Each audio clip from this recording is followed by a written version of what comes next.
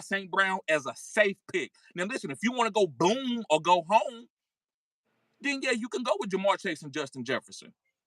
But to me, I feel good with having Amon-Ra on my team every week, and I feel safer with the target ratio and the game script and the game plan. So that's why I believe Amon-Ra is my number 2 wide receiver off the board and one of my safest Father's Day safest picks.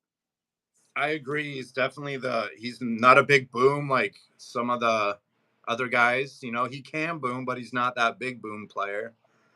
But he's definitely the safest one. Right. I would agree. That's why I put him on the list. Right. I'd feel just fine if that was my first round pick. No problem at all. Right. Okay. So I guess I go on to my tight end. And this is kind of obvious, but then it might not be. But my safest tight end on the board is going to be Travis Kelce. And the reason why I got him on his ADP, he's actually going as the 3rd tight end. People want LaPorta over him this year. I've personally been drafting a lot of Trey McBride over him.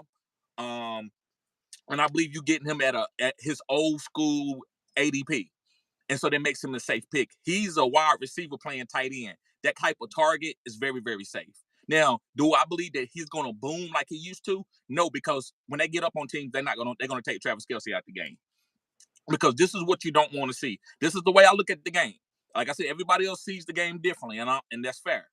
Guys, make sure you hit the like button, subscribe to the channel. This is cutting edge content. But everybody looks at the game differently. But this is what I see. If they get up on a team and they up by 12, 13 points and they going into the late 3rd quarter and Travis Kelce catch a ball for about 15 yards and somebody fall on his ankle, that's Andy Reid's fault. Yep. Now, if he gets hurt in the game and they trying to win it, that's football. But if y'all up by 10 points, 14 points, and you got Travis Kelce out there at 36 years old, that's your fault. And I don't believe he's going to be out there to go and step on your neck like he's been doing in the past.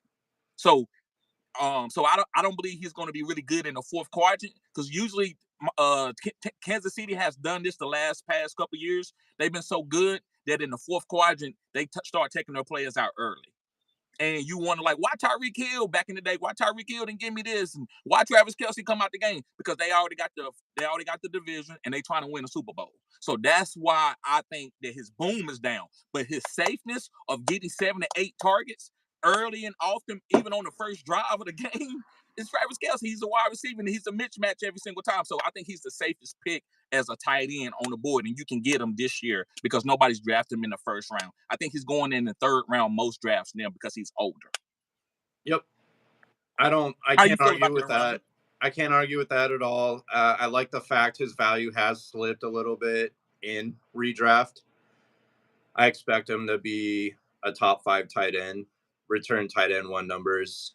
And I do expect him to be involved often in the 1st quadrant and the 2nd quadrant, so they can maybe get, where they want to be in the standings, get some momentum as the year goes on, because they might be down Rashee Rice too. So he might be hyper targeted early, but he's not gonna put up that like 1,400 yard season like we're used to with like 13 touchdowns. That's not gonna happen.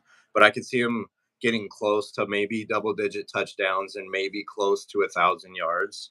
Yes, sir. And like TD said, later in the year, if they're in, pole position in the standings for the playoffs, they're going to take players out, and he's going to be one of them too. But if you could get him 3rd, 4th round, I think it's an easy pick. It's definitely a safe pick, and he's tied to Patrick Mahomes. So what's not to like with that pick? Facts. Yeah. Facts. So my guy